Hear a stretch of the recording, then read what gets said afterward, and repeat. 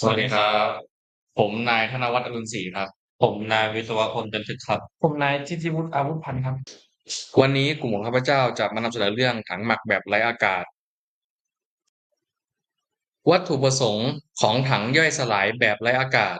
คือการอำนวยความสะดวกในการย่อยแบบไร้อากาศซึ่งทำหน้าที่สำคัญหลายประการหนึ่งการบำบัดน้ำเสียการย่อยสลายแบบไร้อากาศใช้ในการบำบัดน้ำเสียอินทรีย์เช่นตะกอนน้ำเสียขยะเกษตรกรรมและน้ำเสียจากกระบวนการผลิตอาหาร การย่อยสลายแบบไร้อากาศจะช่วยลดปริมาณสารอินทรีย์และเชื้อโรคที่เป็นอันตรายในน้ำเสียส่งผลให้น้ำเสียมีความปลอดภัยมากขึ้นสำหรับการปล่อยสู่สิ่งแวดล้อมหรือการนำกลับมาใช้ใหม่2การผลิตก๊าซชีวภาพการย่อยสลายแบบไม่ใช้ออกซิเจนจะก่อให้เกิดก๊าซชีวภาพซึ่งเป็นส่วนผสมของก๊าซมีเทนและคาร์บอนไดออกไซด์เป็นผลพลอยได้ ก๊าซชีวภาพเป็นแหล่งพลังงานหมุนเวียนที่มีค่าและสามารถนำไปใช้ให้ความร้อนการผลิตไฟฟ้าหรือใช้เป็นเชื้อเพลิงสำหรับยานพาหนะถือเป็นทางเลือกที่ยั่งยืนแทนเชื้อเพลิงฟอสซิล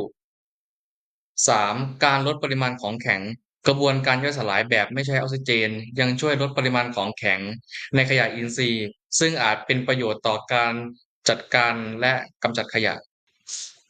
ส่วนประกอบของถังย่อยสลายแบบไร้อากาศถังย่อยแบบไร้อากาศได้รับการออกแบบด้วยคุณ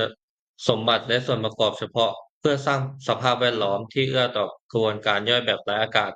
ส่วนประกอบหลักประกอบไปด้วย1โครงสร้างถัง2ระบบผสม3ระบบรวบรวมก๊าซระบบรวบรวมก๊าซเป็นสิ่งจำเป็นสำหรับการจับและรวบรวมก๊าซชีวภาพที่เกิดขึ้นระหว่างการย่อยสลายแบบไร้อากาศ 4. การควบคุมอุณหภูมิการรักษาอุณหภูมิให้เหมาะสมเป็นสิ่งสำคัญอย่างยิ่งต่อการทำงานของจุลินทรีย์และไม่ใช่ออกซิเจนเครื่องย่อยบางชนิดใช้ระบบทำความร้อนเพื่อควบคุมและปรับอุณหภูมิให้เหมาะสม 5. การควบคุม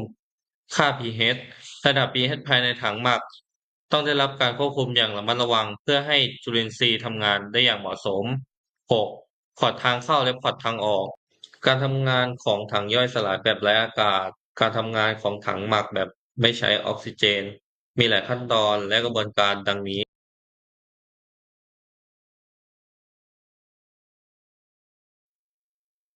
4การติดตามและควบคุมผู้ปฏิบัติงานจะตรวจสอบพารามิเตอร์ต่างๆอย่างใกล้ชิดเช่นอุณหภูมิค่า pH และการผลิตก๊าซเพื่อให้มั่นใจว่าเครื่องย่อยทำงานภายใต้สภาวะที่เหมาะสมที่สุด 5. การเก็บก๊าซ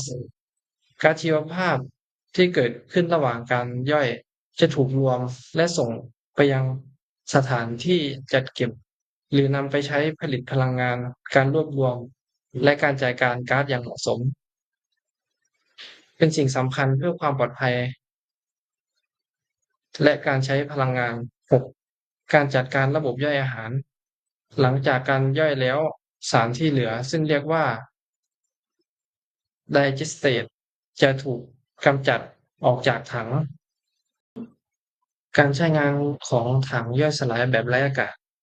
ถังย่อยสลายแบบไร้อากาศมีการใช้งานในอุตสาหกรรมและภาคส่วนต่างๆ1โรงบำบัดน้ำเสียโรงบำบัดน้ำเสียของเทศบาลใช้เครื่องย่อยสลายแบบไม่ใช้ออกซิเจนในการบำบัดตะกอนน้ำเสีย2การเกษตรฟาร์มและ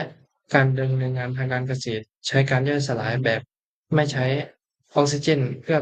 แปรรูปปุ๋ยฟอกและเศษอนินทรีย์ 3การแปรรูปอาหารผู้ผลิตอาหารและเครื่องดื่มสามารถใช้การย่อยสลายแบบไม่ใช้ออกซิเจนเพื่อบำบัดผลพลอยได้อินทรีย์และน้ำเสียในขณะที่กู้คืนก๊าซชีวภาพเพื่อผลิตพลังงาน4สถานประกอบการและอุตสาหกรรมที่มีขยะอินทรีย์เช่นอุตสาหกรรมเยื่อและกระดาษหรือภาคเคมีอาจนำระบบย่อยสลายแบบไม่ใช้ออกซิเจนมาใช้เพื่อลดขยะและนำกลับมาใช้ใหม่เป็นพลังงาน กลุ่มผมขอจบการนำเสนอเพียงเท่านี้ครับ สวัสดีครับ